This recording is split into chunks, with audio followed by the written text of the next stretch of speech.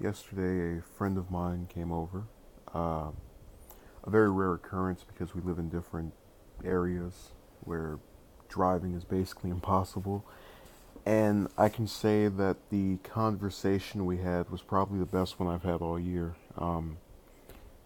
We talked about any and everything. Uh, and it seemed as though there was not a missing beat in terms of just, agreeing on a general principle of things. And one of the divulging notes that he made was to mention um, a former, I wouldn't say classmate because the student was a grade ahead of me or something, but it was someone that I went to school with for at most 2 years. And this person apparently mentioned me while having a dialogue with him a while back, and said that I was crazy. And when you mentioned the individual, it it it really opened up a I don't want to say old wounds, but I was reminded of why things are the way that they are, um, and how complicit many people are in them being that way. So, one person can say something, you're supposed to just write it off. Oh, it's no big deal. This one person just said something that was dumb, or that you can say is stupid. But you have to ask yourself, um, does this person have empathy? And I've tried to mention that a little bit more recurringly. Now, anyone who does not quite get what it's like to, have someone demonize you for, I guess, being different, or, having someone think that you're different, will tell you that it's no big deal.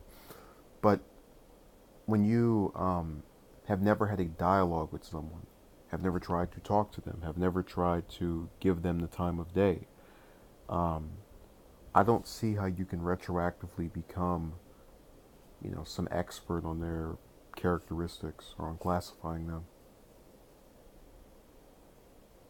And it's become all the more disheartening as I kind of sit here and think about, their complete lack of ability to get why things are the way they are, how they played into it. If you have a person who goes out and tries to talk with 10, 15 colleagues, hey, let's go hang out here, let's go do this, and he gets rebuffed and he throws in the towel, how is it his fault that they said no?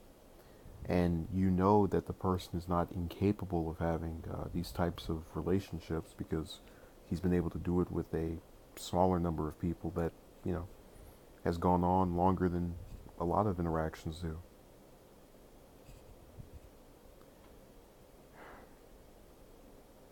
But yeah, it might seem like something petty, but it's really encompassing of all the problems that currently plague me when I think of just issues that don't get addressed. And it goes back to why people feel they can say these things. There's no one who's calling them out for, their hypocrisy. Oh, I wouldn't like someone to, label me a way without even giving me a chance, but I'm going to do it anyway, and no one's going to be the wiser, or no one who catches this hypocrisy is going to say anything because I'll just ignore what they have to say or become upset that they're not, agreeing with me. I guarantee that's that individual's train of thought, and it's something that a lot of us have, and I've tried to really um, avoid, and will keep attempting to. But yeah, it was a good talk, and that was just kind of the sole negative thing I took away from it. So, thank you.